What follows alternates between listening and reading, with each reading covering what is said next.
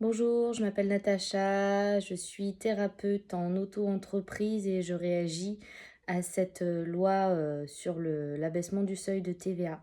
Voilà, concrètement, moi, ça va me faire perdre 500 euros de chiffre d'affaires par mois sur mon salaire.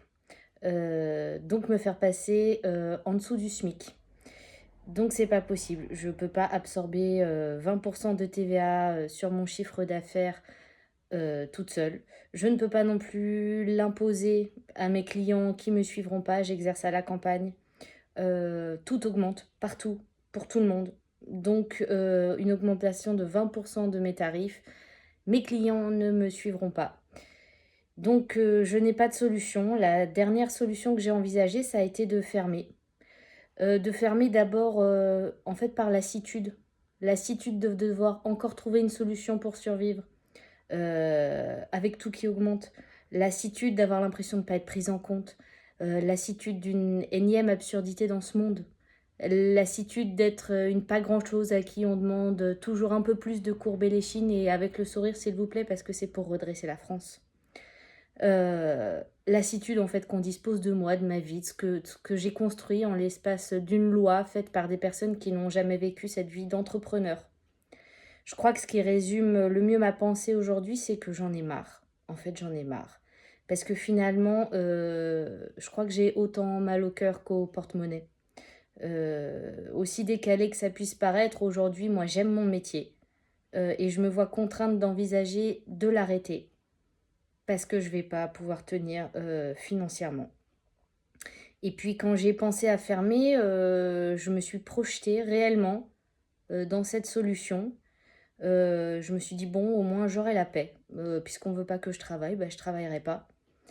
Et puis, quand j'ai réfléchi, je me suis dit: «Mais je dis quoi à cette maman, dont la petite fille vient de faire une tentative de suicide?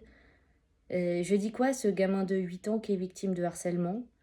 Je dis quoi à ces parents dont le nourrisson hurle jour et nuit? Je dis quoi à cette jeune femme qui souffre de boulimie vomitive? Je dis quoi à cette maman qui vient d'accoucher d'un bébé mort? Je leur dis quoi à ces centaines d'humains bien réels, qui peuvent pas me chiffrer, eux, 20% de leur souffrance? Je leur dis quoi?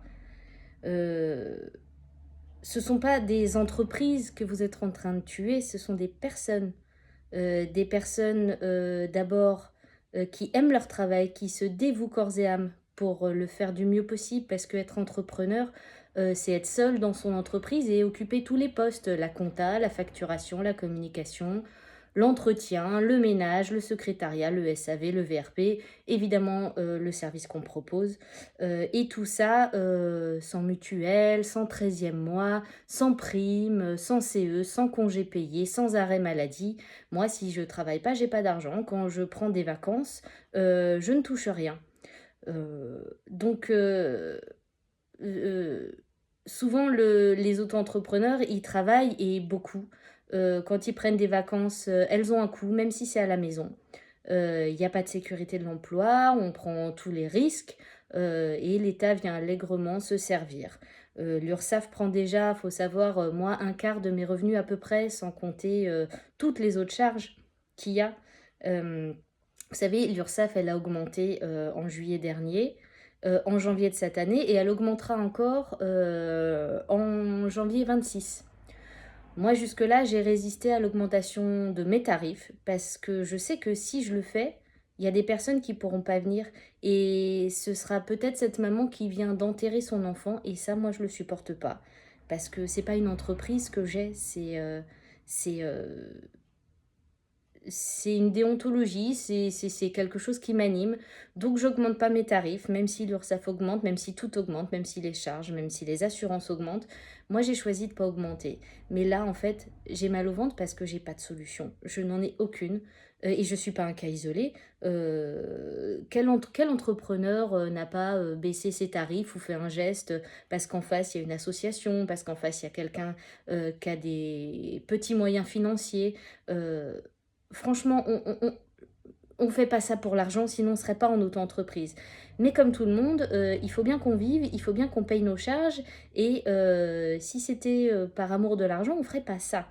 Donc moi, c'est pas une entreprise que j'ai montée, c'est vraiment, ma vie qui est au service de cette activité Et sans compter que vous êtes aussi en train de tuer les gens qui comptent sur nous en leur retirant l'accès à nos services, parce que pour eux aussi, tout augmente et ils ne peuvent pas absorber 20% d'augmentation de nos prestations.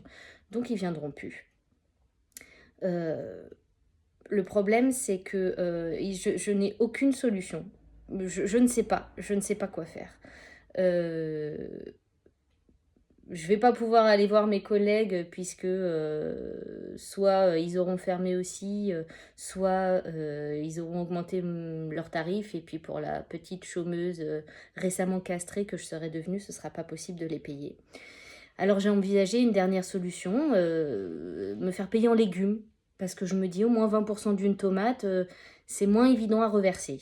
Voilà, j'espère que mon message sera entendu. Merci.